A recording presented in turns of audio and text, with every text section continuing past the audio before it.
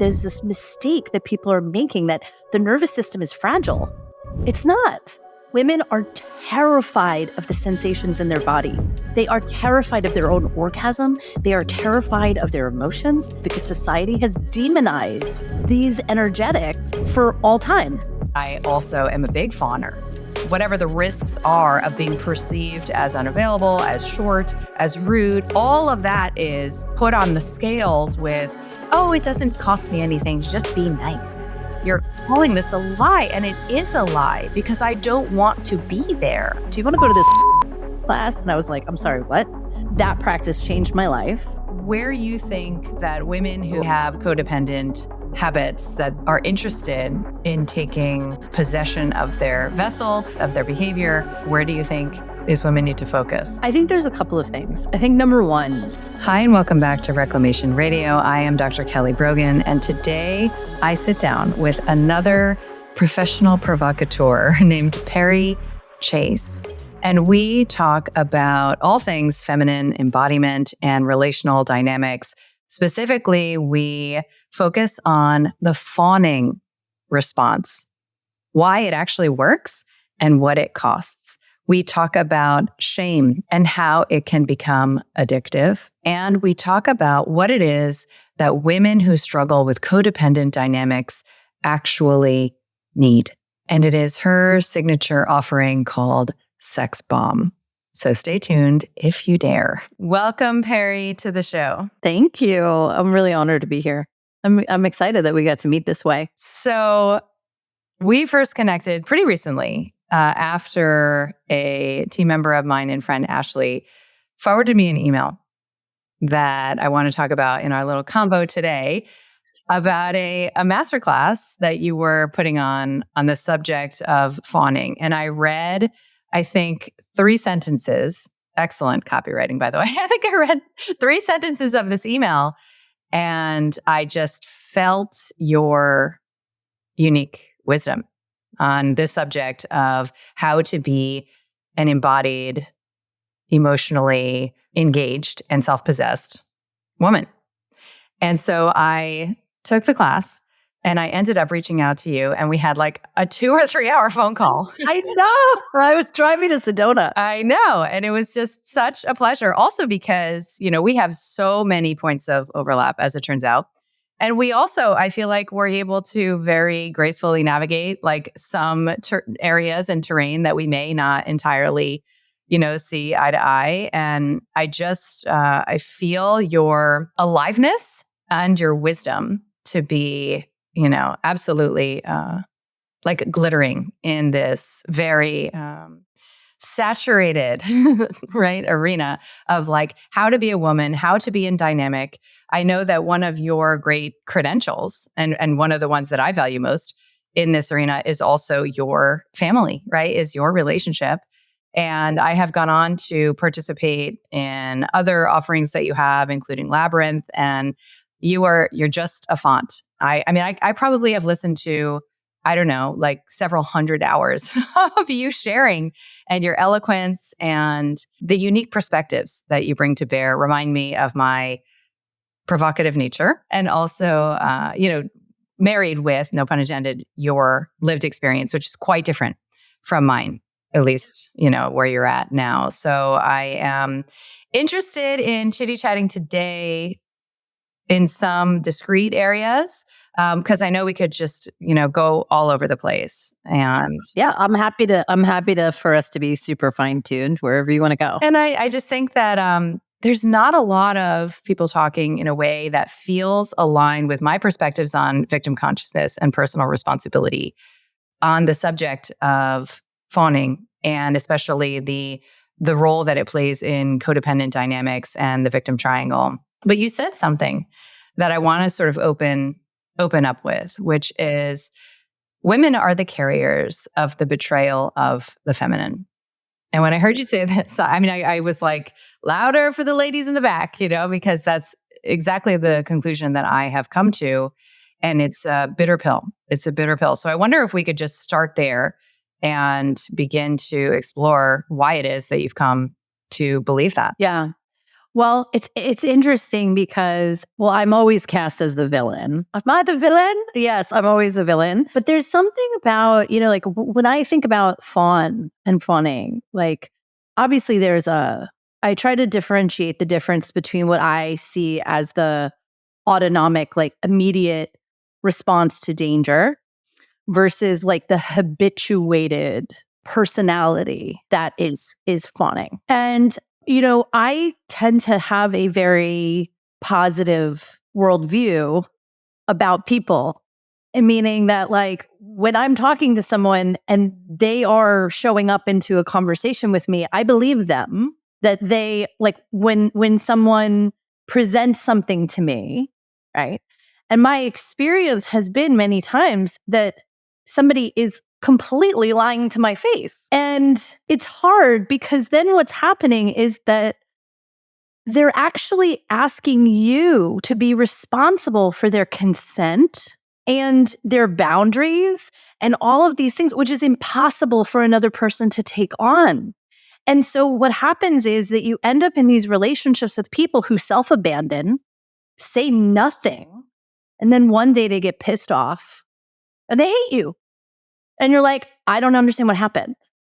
Right. But then you're the bad guy. And so, I've spent a lot of time looking at this because I'm always like, how do these people fool me? I'm really like, I have a great radar, but I think that the thing that fools me, and I'll just give you my own thing, like where I go, is that I have like an inner child that's 5 who just wants to be friends and like misses it because it feels friendly. Right. There's a lot of things I don't miss, but this is one of those ones where I get fogged. Yeah. I want to give a few examples because I'm just sort of realizing like maybe people don't even know what we're talking about. And yeah. And I love how I heard you, Elisa, in one soundbite define it as lying for safety.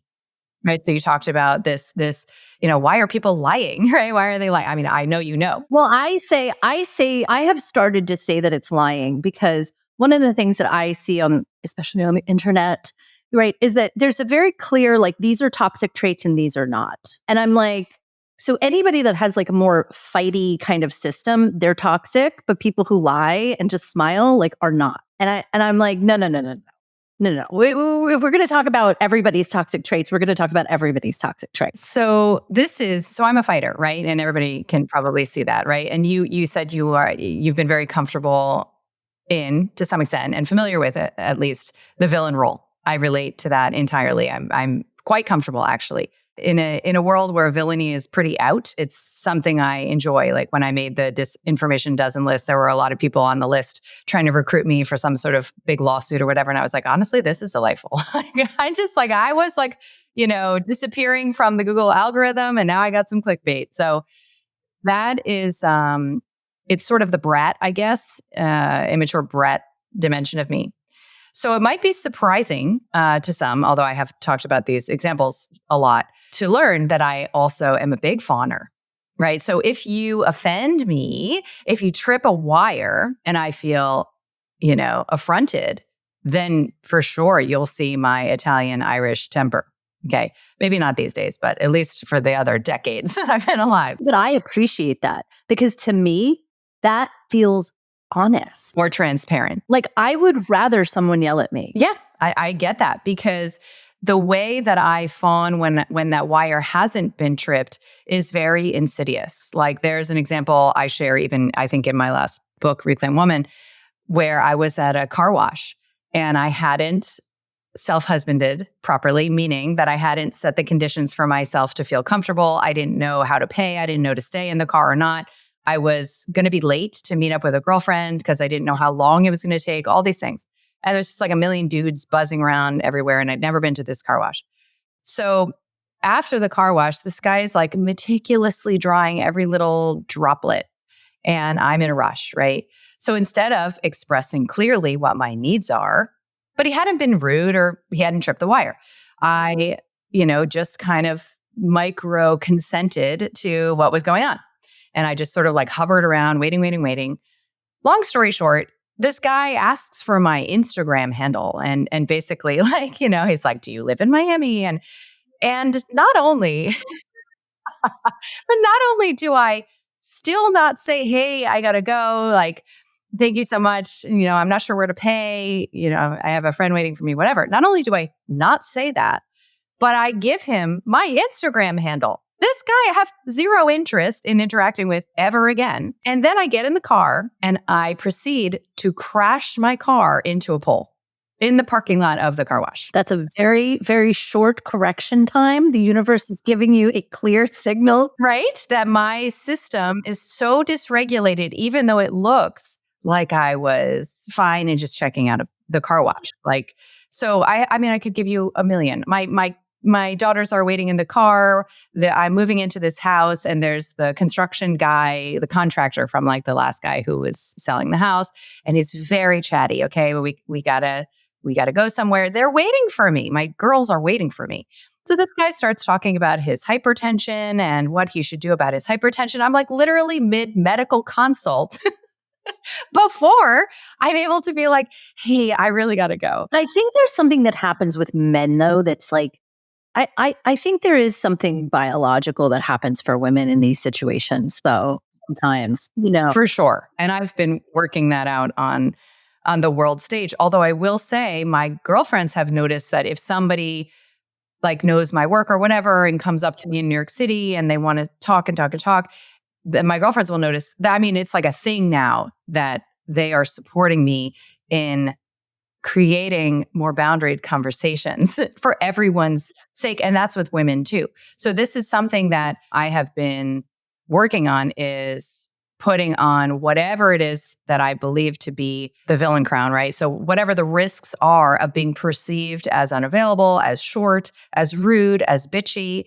as cold, all of that is put on the scales with, oh, it doesn't cost me anything to just be nice, right? But you're calling this a lie, and it is a lie because I don't want to be there in that moment. It's so disrespectful fundamentally, right, to the entire interaction. Yeah, I think ultimately what'll happen, and this is like for what I see happen when people start to be aware of this piece, is that eventually you'll be like, I can't anymore. Just like, you ran into the pole. like it's something that'll unwind in you just in noticing it. Yeah. Right. Like it'll become like you'll see it and you'll just say, oh my God, I can't. I'm actually, I can't lie to myself that I want to be here. Right. And really, look, it's the good girl. It's the shoulds. It's the like, look, these people like me. I should talk to them or, whatnot. And it seems like a normal social thing until you start really like 100% putting how you feel first. So what I hear you saying, because, even in, I don't know how you feel about polyvagal theory and that kind of thing, but even in the ventral vagal branch, let's say, of the stress physiology patterns that we can see, all of the tone of voice and the way that you present yourself socially, it's almost like built in to the management of what we perceive as danger. So what I hear you saying is that there comes a moment, a time, a window, a phase, a stage in your life where you can watch it happening and you develop a choice, right? Like you develop a little bit of space so that you can choose differently. So how does that choice start to look relationally, right? Like what comes instead? Yeah. So it's interesting because one of the things that I teach people is actually to move out of this like patriarchal mindset model into, what I call the map of the feminine. And the map of the feminine to me is also the awakened model. Like feminine, like awakening is a feminine process, right? It's an undoing. And ultimately it has a surrender that, we're surrendering to like our bigger purpose. We're surrendering to our soul. We're surrendering to the fact that we're taken care of in the universe, right? And when you start to move to that orientation versus the ego mind orientation of like maintaining identity, right?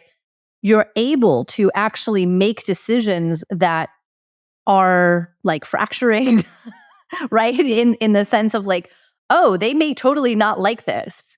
And I may have a consequence, but I'm going to practice saying this until someone can hear me deliver it properly, right? So you go from kind of like showing up and almost in the lying phase and then you're aware of it. And then I call it like the car crash phase, right? Where you're like, I can't stop it, but I'm watching it and this is terrible, right? To the place where you're like, actually, that's not a priority for me. What they think of me is not a priority for me. What's a priority for me is me staying in connection with this thing inside of myself and then adjusting everything to that.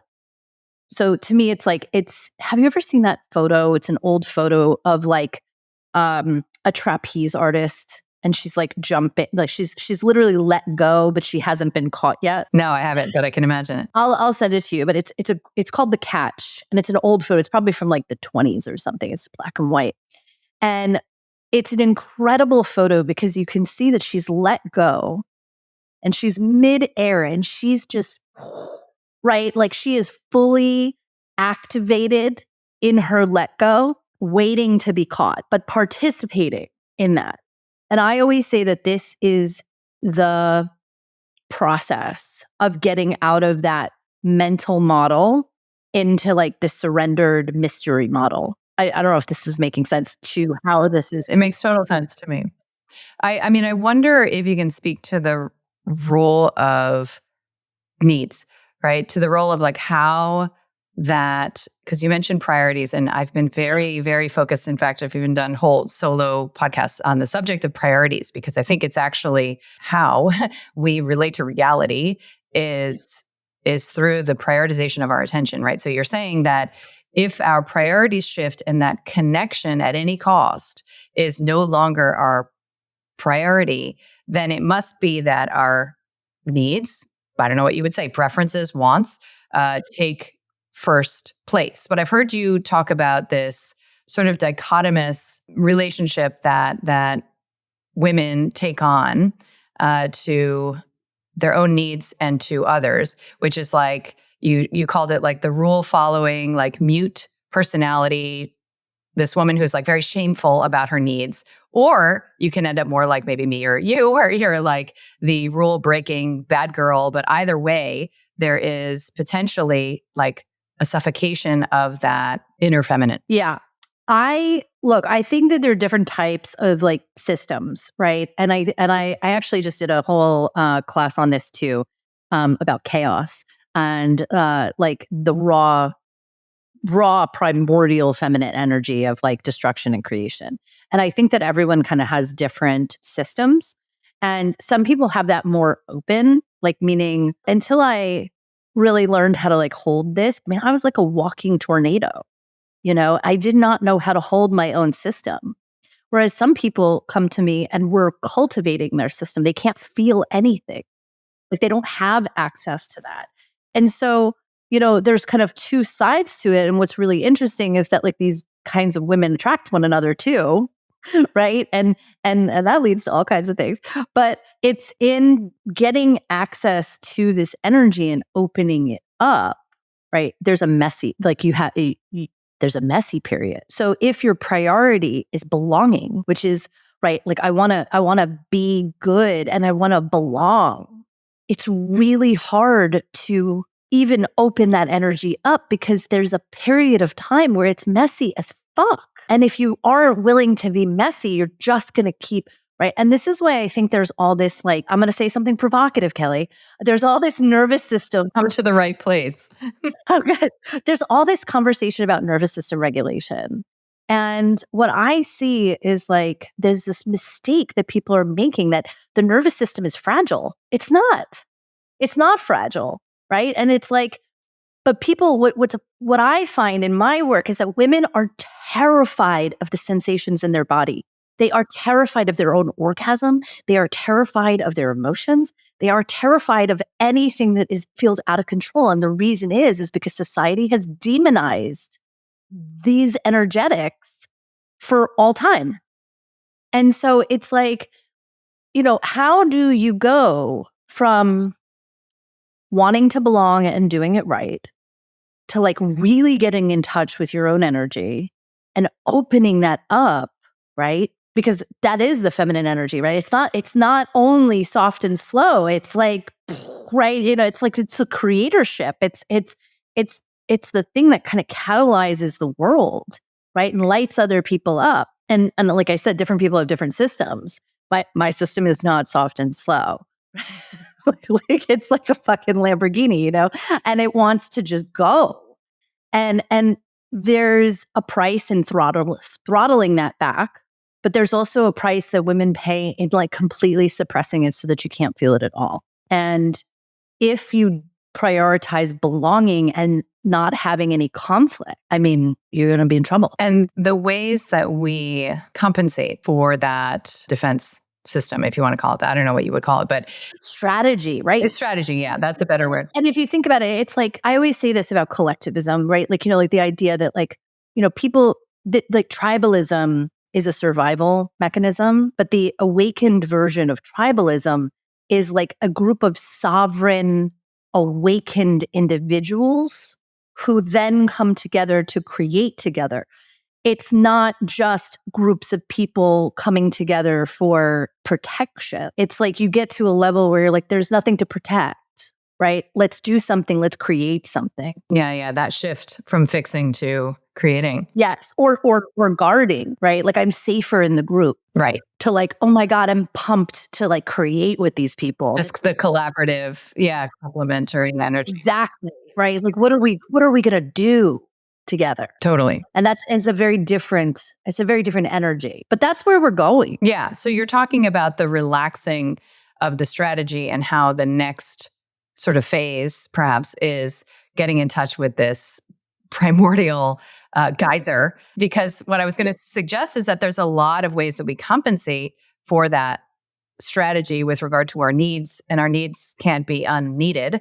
So we'll find some other way to meet them. And I think that's often the identification with sickness, with illness, right? Because you talk about damsel fawning, I think you call it. I hadn't heard like that kind of phrase before.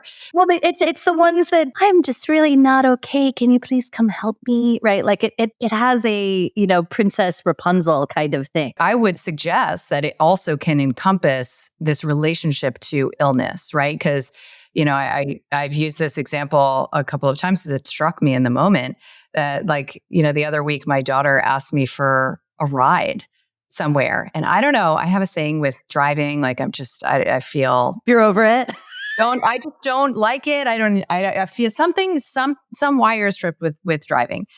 Or it's just that I'm like a recovering workaholic. And so like it's felt like unproductive time or something. I don't know, whatever it is, I'm not big into driving. So she asked me to drive her. And I don't know why this was like in my awareness. Maybe I had a girlfriend who was saying she had a migraine or whatever. But I was thinking like, oh, if I had a migraine, I've never had a migraine in my life, but if I had a migraine, I could just be like, I can't because I'm sick. I'm so sorry. But instead I had to choose between I don't want to, and then, experiencing myself as like a shitty mom, or I will do this. I'm willing to do this. And I'm sort of negotiating with like my level of willingness, right? So there was a role that a symptom could have played in that moment that I think really does encompass this damsel fawning. It's like, oh, I can't, I'm helpless. So you don't ever have to say no. And just stand in the naked vulnerability of like an unwelcome no, and how effective a strategy, that really is until you're ready. And listen, men really fall for that shit. So, right? It's funny because people think that my husband, like when people meet me and they don't know my husband because he's just not really out front. There was a woman at a retreat that I had once, and he was like, and they said to her, they were like, why are you with her? They had this idea that he was like some doormat.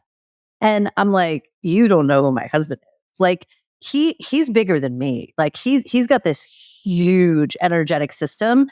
And for him, he is so turned on by my aliveness, right? He's like, I feel alive when I'm with you. He's like, I love the way you live. Like, I'm not a cliff jumper. I'm like, babe, let's go, right? And not literally, I'm a little old for that now, but I would have done that as a kid. I was, I ran off a cliff on a hang glider with a man named Mosquito. I was totally that girl. In Brazil. I think about it now and I'm like, oh my God, that was so dangerous. But I live like that, and he enjoys that. And I always say that what he likes about me is like I'm like his wild horse, and like he keeps a very large pasture with like where I almost never bump into the fence, but when I do, it's electric. like meaning like I have a very wide pasture, and he likes it that way.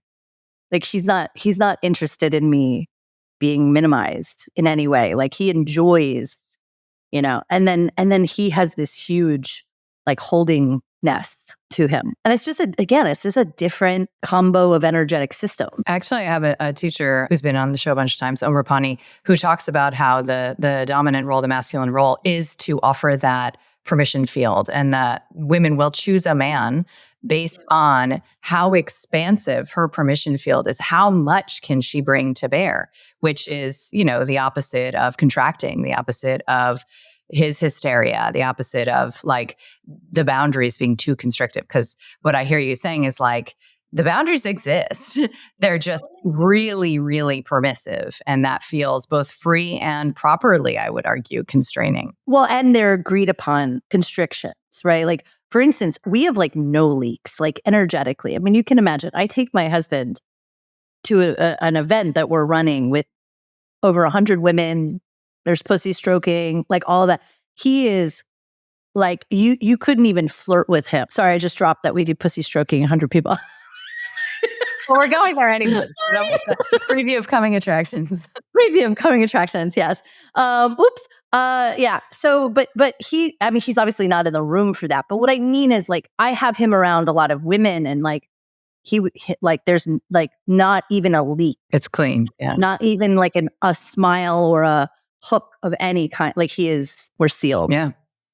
So I want to talk about pussy stroking. I want to talk about this, since you brought it up. I want to talk about this sort of wrangling, if that's the right word, of the chaos, the development of an intimate dynamic with that, emotional realm that is so, it's like inflated and amplified from our childlike perspective, right? And so when we bring our womanly bodies to bear in these energetic fields, we access the alchemy, we access the magic in a way that wasn't available, obviously, when we were kids. But I think you touch on, and I want to talk about shame also in a little bit, because you touch on how, just even the most minor exposure to these energetic signatures invokes all of these strategies. And that at a certain point, you can skill up, right? You can develop the soft skills through self-relating. So what do you think?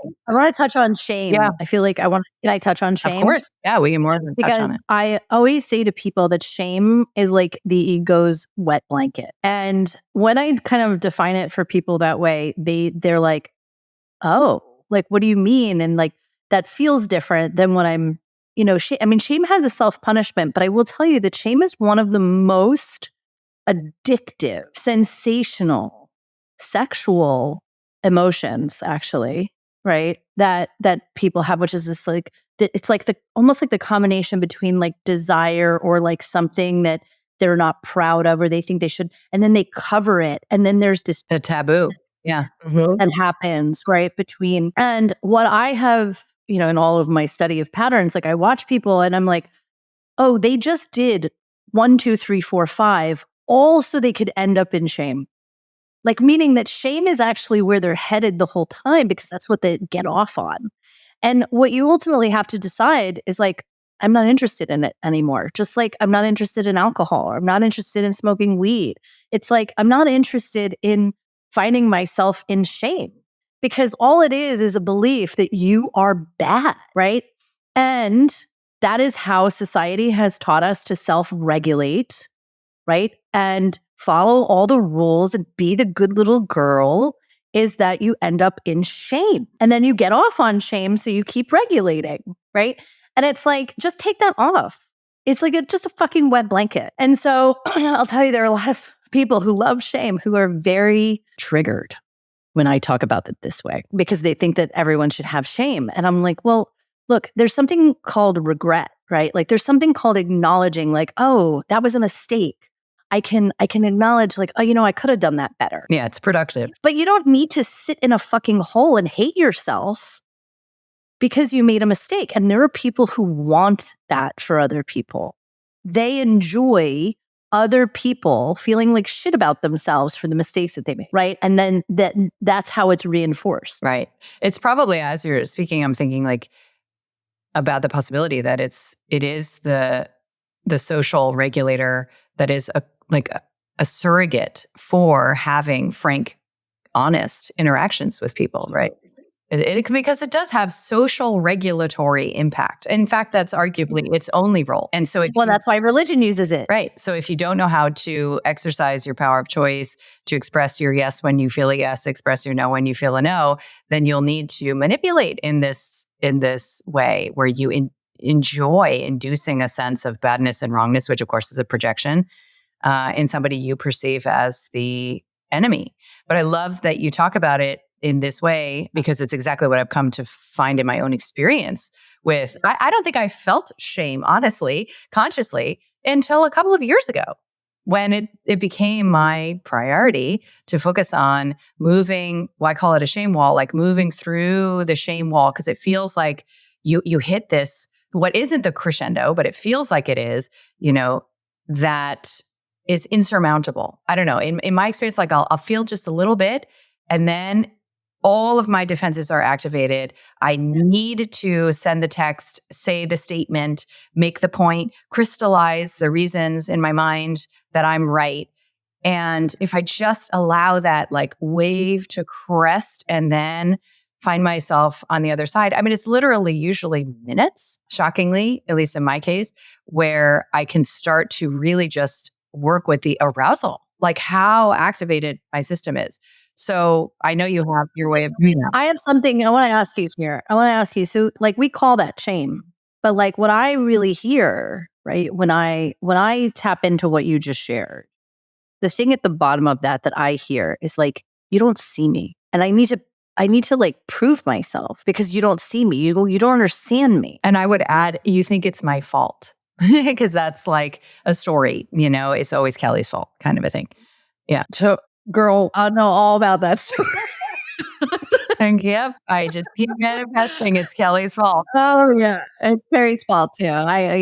But that's also the issue too, is that when we take over responsibility, like, in my spiritual journey, and we're going back to victim consciousness for a second. So, but I've changed this in my teachings too, because, I really came into my spiritual journey with this like more rigid idea of this, and then it's opened over time. So I'll just give you a little bit of the arc for me.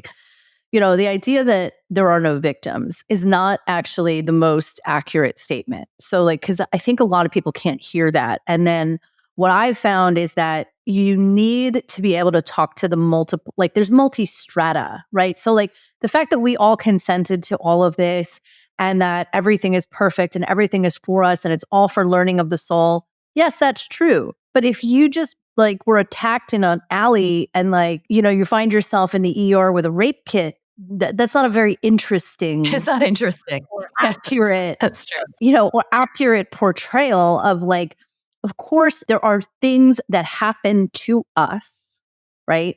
And it doesn't mean that those things aren't ultimately for us, but there is the human aspect of having to go through very difficult things that are hard and sad and suck and fracturing and traumatic and all of that. And, my journey has been so much about finding this relationship between like this spiritual perfection and then like, what have I been given with as a human being to work with? And it's for me, it's a constant conversation. It's a dance, right? And what I've also found is that the more my spiritual journey has like taken front seat, my woman and my inner child occasionally will be like, no, like I just don't want to do that. And most of the time I'm like, too bad. But like we'll have to negotiate. Like, do you need a cookie? Like do you want a lollipop? Like just kid stuff, right? That kind of not actual cookies, but like, like what do you need? Do you need a few days like watching TV? Like what do you want? And it's most of the time, the way that I orient to it now is like, That's not what I'm here for. I'm not actually here just to be a woman. Like, I'm here to let my soul do what it came to do.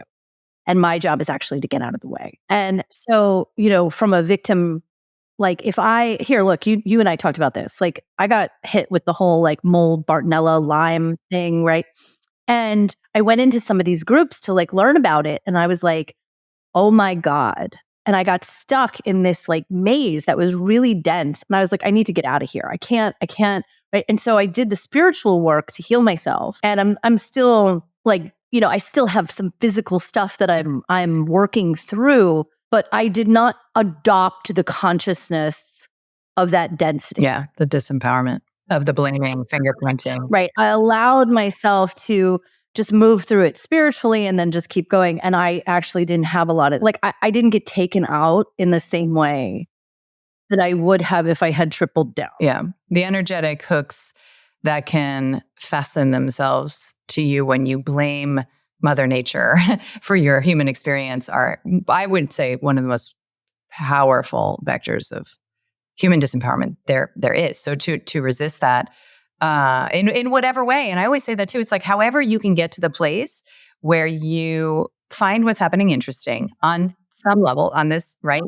And where you stay on your own team, then get there. But I appreciate what you're saying, because I've definitely been, especially earlier when I was more in my sort of angry bitch sounding But you needed that. Whistleblowing. Yes, I absolutely needed that. And I was accused of victim shaming. In fact, there were like whole blogs, dedicated to Dr. Kelly Brogan's victim shaming. And I think a nuance. But wait. Before you even say that, I want people to hear this though.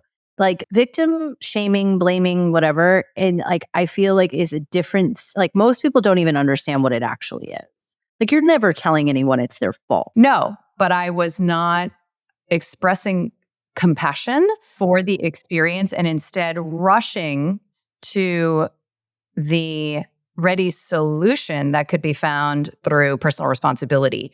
I didn't have really the capacity to sit in the subjective experience of victimhood with another person, right? So, what I was going to say though is that it's family constellation theory that has helped me to understand that there is a victim role and there's a perpetrator role, and that this dynamic is extremely intimate, right? It's extremely intimate because there's almost always a mirror there. And you could argue that the perpetrator is intending to induce in the victim their own experience so that the mirror can be complete. Oh yes, I've heard this. Like someone needs to play out what happened to them until and it happens also in dynamics, triangles, right, with our kids, right? Like if your kid is feeling dismissed, disrespected, and ignored, they might have some sort of a tantrum or act out or whatever in a way that makes you feel dismissed, and ignored or disrespected, right? So these dynamics are just a play of energy, but there is a real role. There's the victim role and there's the perpetrator role. And maybe in your ancestry, that gets flip-flopped and maybe you find yourself playing the perpetrator. And then in another generation, there's the victim, right? So there's the person who like raped somebody. There's the person who robbed the store, right?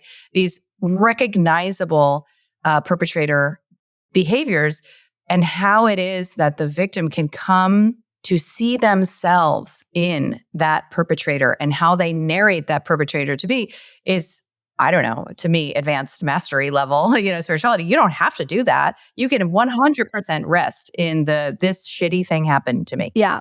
I think that I agree with you. And that is definitely a practice. Like I talked about this actually, I forget where, but I talked about this concept, which I call negative empathy. Which means to me, and I don't know if anyone's ever talked about it like this, but like that you can actually understand how someone could be driven to horrible thing. Like that you could feel like, oh, like because a lot of times what happens, like let's say like there's something awful going on in the world. I'm not going to get into like politics or whatever it might be on the geopolitical scope. And people are like, I could never. Like, that is not me. I could never, and whatever. And I'm like, well, but there is only you. So it's all part of you. And like, the growth is actually seeing the human being as well as whatever dark, horrible behavior we might be seeing. It could be the most hardcore of the hardcore, right? But still being able to see that they're part of God, right? And that we are all like from one place, and that you can be like, use the lesson of that mirror to say like, wow, I could understand how someone could get driven to that. I'm not going to get driven to that, but I can feel the circumstances that they are in and how that could create that. You've done the work. You've regulated your nervous system. You've reclaimed your feminine. And somehow still you're met with blank stares, dropped balls, and dead bedroom energy. But you didn't sign up to be his coach, his therapist, or his mother. You signed up for partnership, for a husband and a man, for devotion, for polarity. And now you may be wondering, is this just how it is? Do I just settle? Or do I go all Kali and burn it down? Suffocated staying, terrified of leaving, this is the trap. Reclaimed relationship is the third path. No therapy, no ultimatums, just a new way of moving that shifts everything. If you're ready to stop commiserating and start commanding a deeper, safer, sexier bond, you'll want to check out the replay of my masterclass, Reclaimed Relationship, where we explore how to shift your entire relational field through soft power, embodiment, and the kind of energetic recalibration that invites devotion back in without needing to say a word. Head to kellybroganmd.com to watch and receive my 5-day soft power protocol. Yeah, you've tapped into a pre-existing concept. It's called negative capability. And it's exactly that, isn't that cool when that happens? It's like you reinvent the wheel all on your own. Had no idea. But it's exactly what you're describing. It's the capacity that we have to hold paradox, to hold uncertainty. And I love the nuance that you're adding, because it's the capacity to feel into why somebody might do something that you imagine you would never do, right? So that hard line gets dissolved. I would say that is the hallmark of mature adult consciousness, right? It's this, tension of opposites, I think, as Jung would say, that you develop the ability to hold. And so circling back, I know that one of the ways that you support women in developing this capacity is through the recruitment of sexual energy, through the recruitment of our embodied sensations, while visiting with what's unwanted all the way to what's wanted, right? Like this spectrum of ideas and thoughts and beliefs inside of us. So yeah, I'd love to hear a little bit about how that came to be as a focal point for you, and right, like, because it's beyond like screaming into a pillow. No, yeah. I mean, like, look, my first awakening experience was when I met an enlightened master in 2008 when I was in Bali, and I had a massive, it was like earth-shattering kind of awakening. Went back to Hong Kong, quit my job, kind of like, it was like sliding doors. Like, okay, I can't continue this life. It has to stop right now. And what I found was a lot of that was very mental. Like that awakening was very mental, and it was very like, just waking up my mind. And the thing is that that's where a lot of awakening stops for people. And it becomes kind of transcendental, becomes kind of, out of the body. It becomes about mindfulness. And a lot of times what actually happens is it becomes about spiritual ego, which is where people are like, I am not that anymore. And they take on a whole new identity, but they haven't actually really continued their awakening process. They just become the idea of somebody else. And what I found was in 2012, a friend of mine took me, she's like, do you want to go to this pussy stroking class? And I was like, I'm sorry, what? Like I was in San Francisco. I was like, I was like, this place is so weird. And I went to this class that was, an introduction to orgasmic meditation. And people may or may not have heard of it. It's the same lineage, like Nicole Daedone, Mama Gina, like they all come from that, Morehouse, etc. So I went to this class and, I tried this practice. And I will tell you something. That practice changed my life. And it started, it's a partnered practice. So it's a 15-minute partnered practice. And I practiced for years. I actually met my husband there. Like some of my best friends are from that time. people on my team. Like this was a very important time for me.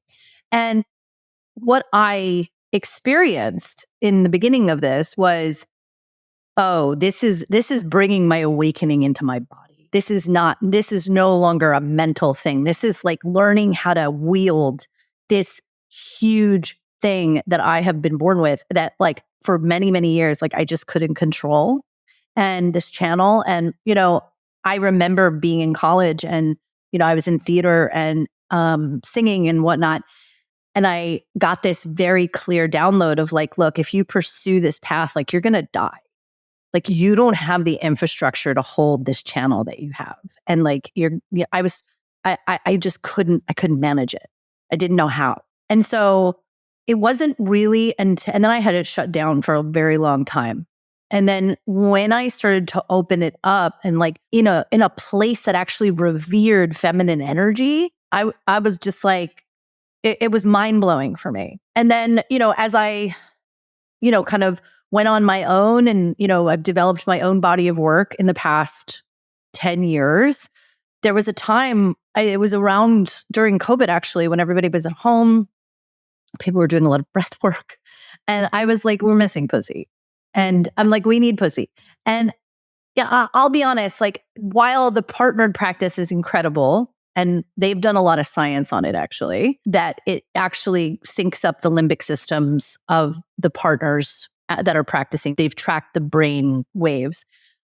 I was like, there needs to be a solo practice for women.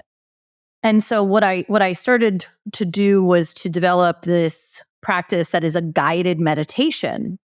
So it's held online, and you listen.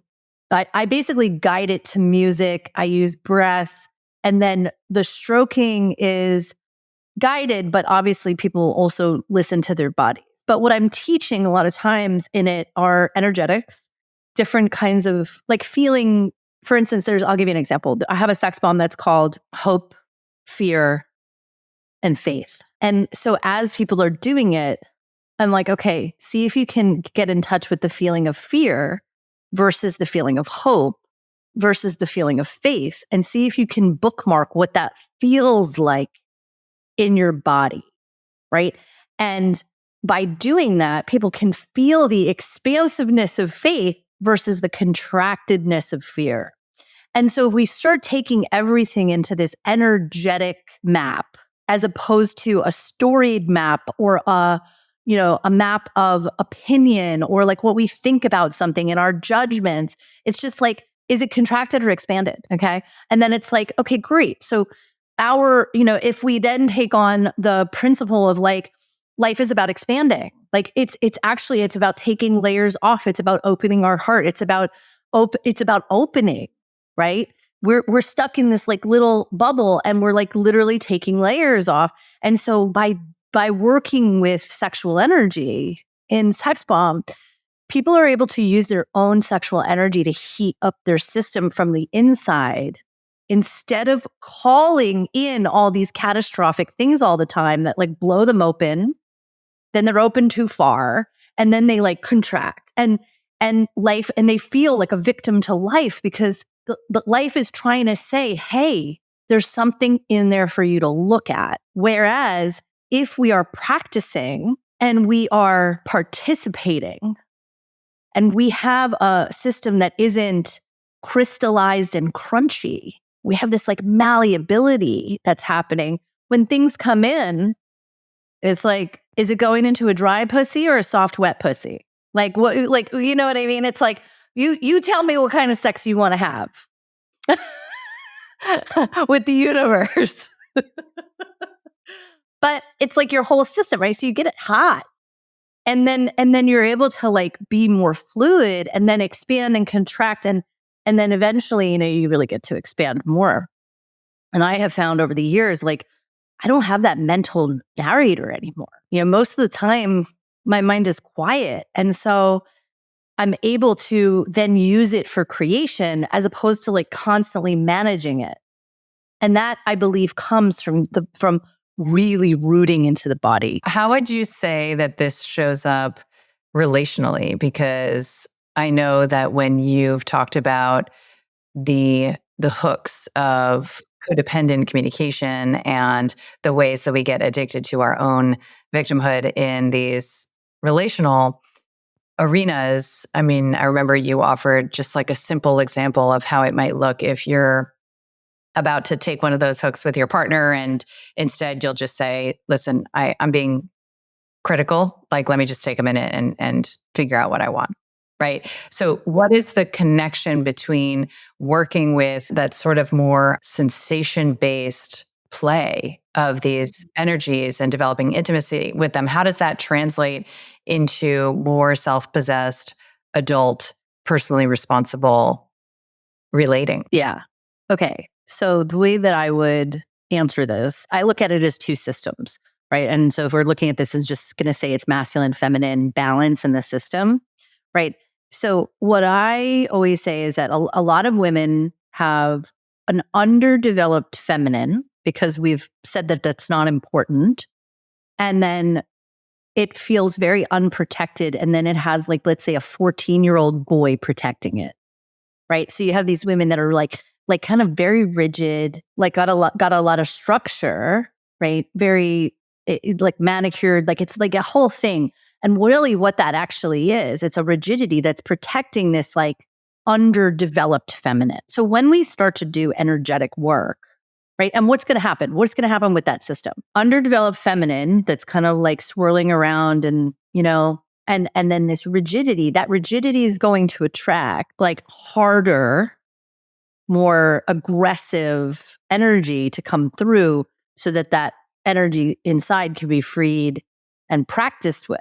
And people don't like to hear this because you're like, what do you mean? Am I attracting violation? And well, yes, but you did, it's not your fault. I'm not blaming, like, I don't want people to hear this as like, it's your fault.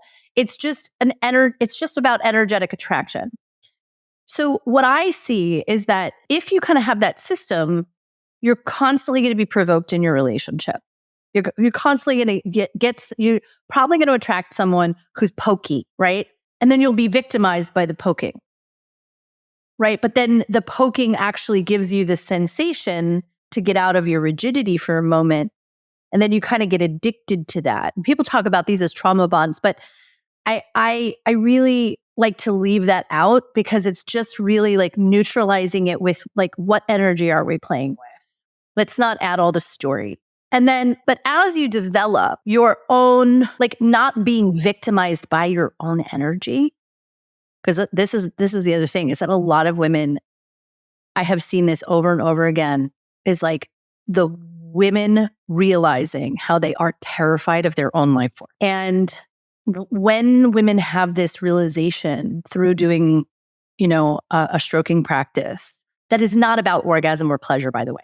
Like my practice is not, I would not call it a pleasure practice. Like I would call it a spiritual, energetic expansion and deepening practice, cultivating awareness, cultivating capacity.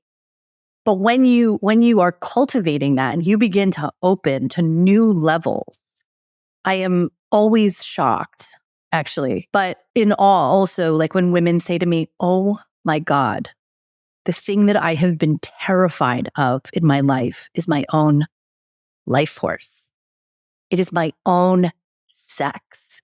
And listen, there are plenty of things that happen in early childhood, where we have experiences. And I really like this definition of trauma. Like I saw this from this is how Kabbalah would define trauma, was like just literally too much energy for the vessel to the point where it fractures, right? And then through our spiritual work, we need to put it back together. And that's not always sexual abuse. Like I was adopted and I was born, no one ever saw me, there were a whole bunch of things that you have these moments that are just too much for whatever. But I think these are also gifts, right? And so it is our responsibility, going back to personal responsibility, to cultivate these locations, get to know this energy, learn how to hold it in our vessel. And then how that would look in relationship is like, you're not afraid of your partner. You stay on the same team. Yeah. You're on the same team, but also there doesn't have to be this back and forth provoking role. Like you can just be like open to them. Like one of my practices with my husband, because he reflects me really well. So like if he's grumpy, I know that I'm not open. And so I have a practice with my husband, which is like I try to approach him in how open can I be? Like, and listen, we can rage. So we're both ragers. And like, when we fight, it's like two lions. There's no holding back. We fucking go for it. But the thing is that we run that out really quickly and then we're done. But a lot of people like can't handle that, like he and I know how to different types. You got to know how your energetic system works. Yeah. So you're describing compatibility, right? That even though it looks, potentially volatile, that there's compatibility there. I know I took you on. I know that was a lot. So yeah, noticing the time, because I want to ask maybe as a final question, where you think that women who are in recognition that they have codependent habits, that they are, often in the good girl side of the fawning, fighting split, and are interested in taking possession of their vessel, of their strategies, of their behavior, right? Like, where do you think is the most important place to start, right? Because if it's not necessarily mental, psychological, right, then is it just self-observation? Like, where do you think these women need to focus? I think there's a couple of things. I think number one, the biggest thing that I see with women who are fawning is that they aren't willing to lose relationships. Whenever I have found myself in a relationship with a fawner, one of the things that I always see is they weren't willing for me to be like, oh, that doesn't work for me. Like meaning they don't want to say what they need, because I might just be like, okay, well, this isn't a fit. And they don't want to hear that. And so they self-abandon in order to have whatever proximity they can have. And they do this with men or, whatever. It's like, I've seen people be like, well, I don't want to break up with my husband or my boyfriend. And it's like, well, you're not being yourself. You don't have a choice. Like the choice point here is that you either choose to be yourself, or this is not going to end up working in the long run anyway. It's going to catch up with you. The truth always catches up, right? And so it's like, I think that there's a couple of pieces. I do think awareness is important, which is why I did that one day thing, right? It's like, okay, let's just unpack how this pattern plays out so people can raise awareness. I do believe like all my work starts with pussy stroking. I think everyone needs to be stroking her pussy and like doing so in a practiced way, because once you have that connection, you're not actually looking for the external validation as much as you are really deeply rooted into your own knowing. And what happens is as that knowing strengthens, it's like, no, I really do need to choose myself here, right? And I'm willing to be myself and tell the truth, even if there are consequences, right? And then we learn how to even out those communications. Yes, yeah, that's exactly what I was thinking. Right, because first there's that pendulum of like, I have boundaries now. Fuck you, right? Like, yeah, this is my truth, and it gets really aggressive, and then what happens is that you get even more deeply rooted into yourself. It just becomes softer because you're like, I don't need to actually fight to hold myself. I just am. And so I think this is a maturing process. And I think we've lost a lot of this wisdom in female lineages because you have that virgin whore split, which we could do an entire other episode on. But like, it's like women were either using their sex to hook, right, and control, or they were shut down and like really prim and proper and like, and it's one or the other. But there is actually a unified woman in the middle, which I think is like the mature matriarchal feminine. Mm-hmm. Yes. I'm in the middle of Nancy Friday's tome, My Mother, Myself.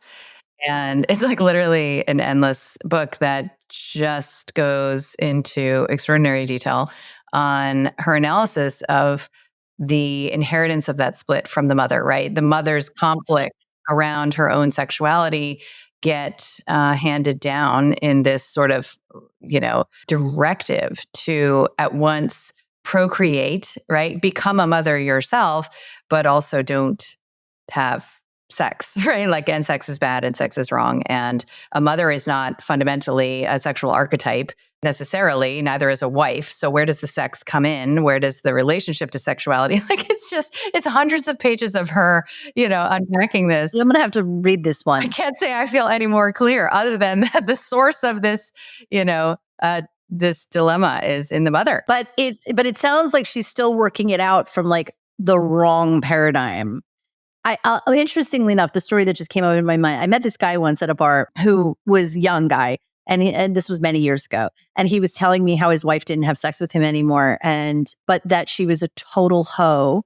Sorry, I'm going to use that word for a second. Like, meaning like when her mother told her, do everything before you get married, and then you don't have to do anything anymore. That's quite.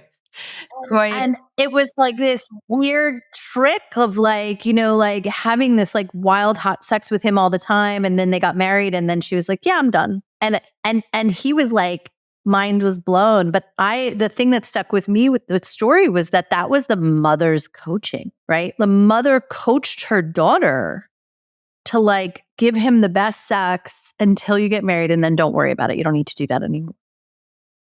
I was like, that is wild to me.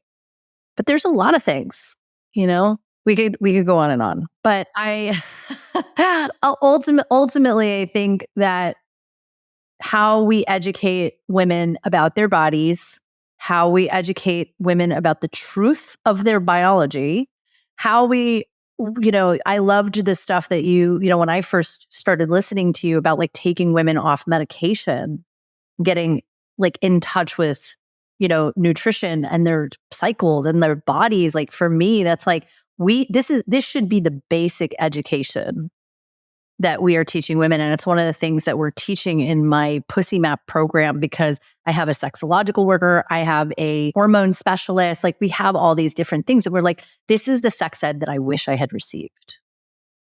And we like, our girls need that, and they're not getting it. And the only way they can get it is through their mothers, really. And so we have a responsibility to be a good template. Yeah. Well, hopefully, even between the two of us, we're starting to disrupt that generational trend. I am so delighted to have you in my corner, to know about your work and your audacity, because that is one of my favorite words, and you embody it in an extraordinary way. And I will make sure that all of the links, including the masterclass. You probably wouldn't call it a masterclass. I don't know. That's just like, I call it a portal. Those are I have like a series of free, because it's comprehensive, including like a sample of Sex Bomb, what you're talking about. Well, it's even more because it's this 45-minute yes, 45-minute sample. It's more, yeah. But I actually did put a basic Sex Bomb class in there, so that people who are like, oh my God, this is too much, like they can just try it and then. Perfect. Yeah. So we'll make sure that that's in the show notes, and we will absolutely be having another conversation on the 800 other things that we could talk about together. It's really such a pleasure. Such a pleasure, Perri. Thank you. Thank you for having me. I really appreciate it.